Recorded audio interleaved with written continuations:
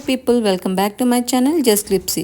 నేను చెప్పే tips follow అయ్యి బెండకాయ ఫ్రై చేస్తే అసలు జిగురు ఉండదండి, టేస్టీగా ఉంటుంది. బెండకాయలు ఎప్పుడు మనం తెచ్చిన రోజే ఫ్రై చేయకూడదండి.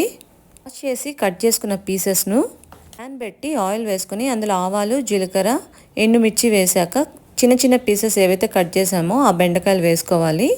మీడియం సైజ్ ఆనియన్స్ 2 ఇలా పొడుగ్గా కట్ చేసుకుని పెట్టుకోవాలండి. స్టార్టింగ్లో కూడా మనం ఆనియన్స్ వేయకూడదు. ఇలా వేయడం వల్ల బెండకాయలో జిగురు బాగా వస్తుంది.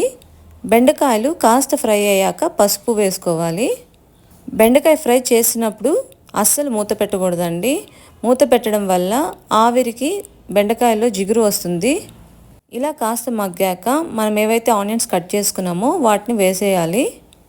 ఆనియన్స్ వేసిన తర్వాత మీడియం ఫ్లేమ్లో మనము దగ్గరుండి ఫ్రై చేసుకోవాలండి. ఇలా ఆనియన్స్ వేసిన తర్వాత బెండకాయ ఆనియన్స్ మగ్గిన తర్వాత సాల్ట్ వేసుకోవాలండి. సాల్ట్ కూడా స్టార్టింగ్లో అసలు వేయకూడదు. చూసారు కదా అసలు జిగురు లేకుండా బెండకాయ ఫ్రై అయితే ఎలా ఉందో. సాల్ట్ వేసిన తర్వాత మళ్ళీ కాసేపు ఫ్రై చేసుకోవాలండి.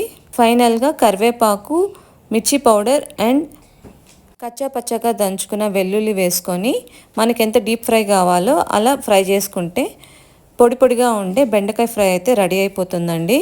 నా ఛానల్ ఫస్ట్ టైం చూస్తుంటే సబ్స్క్రైబ్ చేయండి. బెల్ ఐకాన్ క్లిక్ చేస్తే వీడియో నోటిఫికేషన్స్ అయితే వస్తాయి. బెండకాయ ఫ్రై నచ్చింది అనుకుంటున్నాను. ఖచ్చితంగా ఇలా ట్రై చేయండి, చాలా బాగుంటుంది. రెసిపీ ఎలా ఉందో కామెంట్ చేయండి. ఇలాంటి మరెన్నో వీడియోస్ కోసం నా ఛానల్ అయితే సబ్స్క్రైబ్ చేయండి. Do subscribe, like and share. Bye bye.